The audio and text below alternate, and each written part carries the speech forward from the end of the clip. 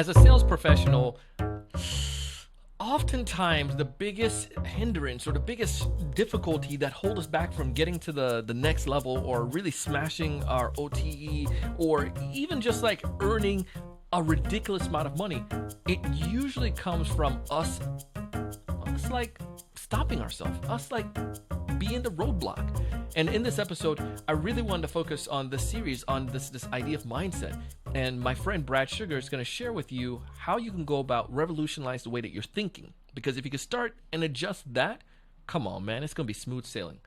I hope you enjoy this.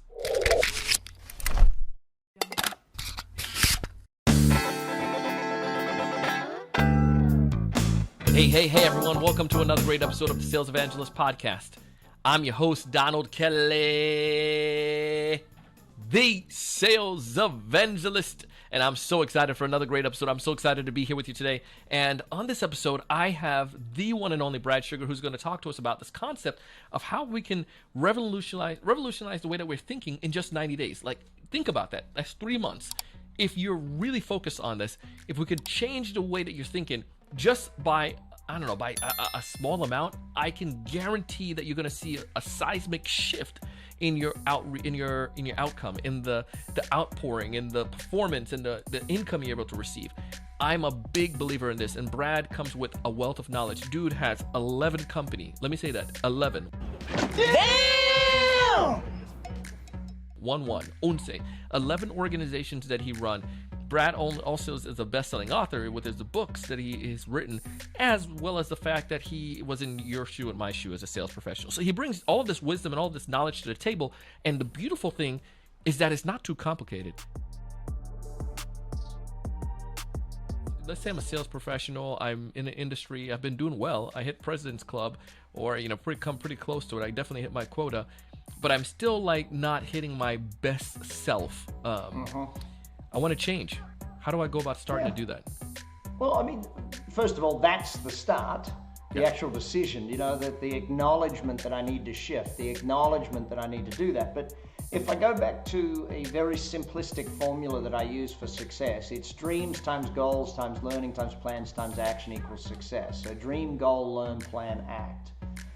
So in order to create a new way of being, we've got to improve at all 5 of those areas. It's no use just increasing your goals because, if you want to do better, you got to have those dreams. You got to have those really actually inspiring things that motivate and push and get us to move in that direction. But your dreams are 10 to 20 years out. So yeah, you definitely need goals. Now, why do we need goals? We need goals really for 2 main reasons. The first is to give us direction. So the goal is a direction of X. That's the direction we're headed in. The second is to determine what we need to learn. And that to me is one of the biggest challenges for a lot of people, especially in any professional format, but sales most importantly, is that when we set a new goal, you wouldn't expect a sports person to achieve a new goal without better training. No. You wouldn't expect them to go and actually do better than they'd done in their training. And that's the performance factor. So we as professional salespeople have to look at, okay, where do we need training? Where do we need learning? Where do we need to change our thinking in order to change our results? Because, a very small change in what you do as a salesperson will get you a smaller result. But if you want a drastic shift in results, then you got to have a drastic shift in thinking. And that means you got to have a massive input of new knowledge, of new ways of thinking, of new approaches. And so that's really where I sit down and say, okay, if you want to have massive difference in 90 days, then you need a massive change in knowledge base in 90 days. We need accountability. We as business people need someone to hold us accountable to what we're doing.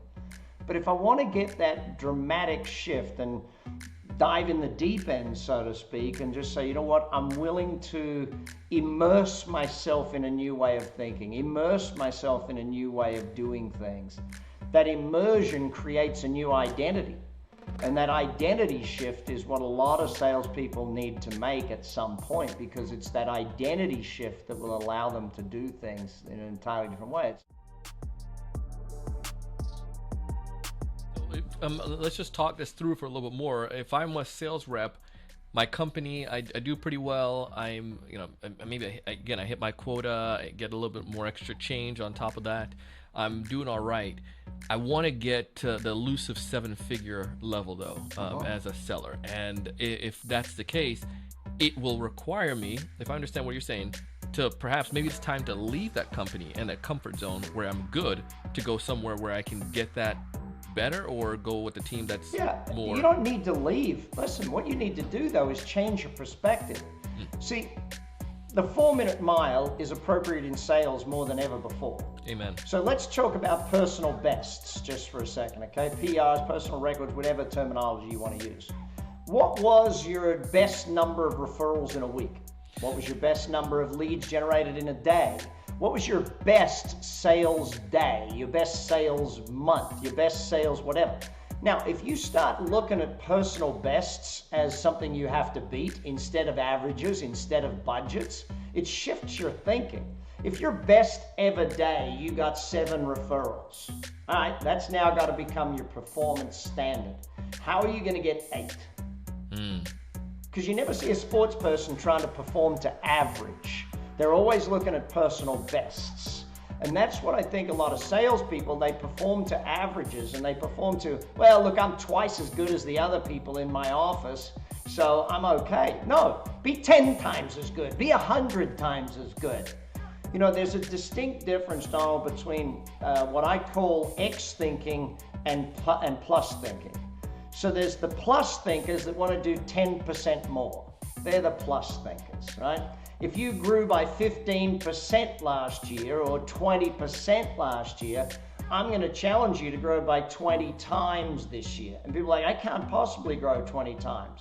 Okay, why not? What could you do that could make you grow 20 times? Now, if I challenge you to 20 times and you only do 3 times, it's still 3 times, not 15 or 20% increase. The challenge for a lot of salespeople is that your goal is your glass ceiling. And what you think is a goal is also a limit to your thinking. It's also a limit to the way you go about stuff. Love this. I think there's so many different pieces here that I took away from this session, making, especially with, revolutionize the way that I'm thinking. More so is I need to not just dream, but also set those goals, and then make sure I'm not the smartest person in the room. Get with other people who are smarter. And then it's okay to grow into those goals. It's okay if I'm not hitting that 7-figure club today, or even if you're not hitting the 6-figure club, it's okay today, but you can grow into that.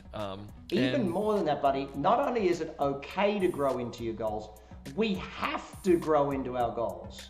If we knew how to achieve that goal today, we would already be achieving that goal today, if we knew how. The difference between someone who's achieving X and someone who's achieving Y is purely knowledge. Because people say, well, what about action? Well, if I had the knowledge, I'd be taking the action. If I knew what to do, I would be doing that. So, yeah, I love growing into my goals and just making sure people are understanding that that's our job, to grow into our goals. Man, that was Brad Sugar, and man, it was sweet. Brought a lot of knowledge, brought a lot of wisdom, and I hope that this is able to help you as a sales professional or as a sales leader. You're trying to get to the next level, whether it's that elusive 7-figure club, or it's like, trying to make it to the 6-figure club, or heck, if you're working at a small organization and you're just trying to get 5 figures. If that's the case, it doesn't matter. Change the way you're thinking, and if you change the way you're thinking, you're going to change your outcome, your performance. What has gotten us here so far oftentimes is not going to be the vehicle or the tool that's going to get us to where we want to get to.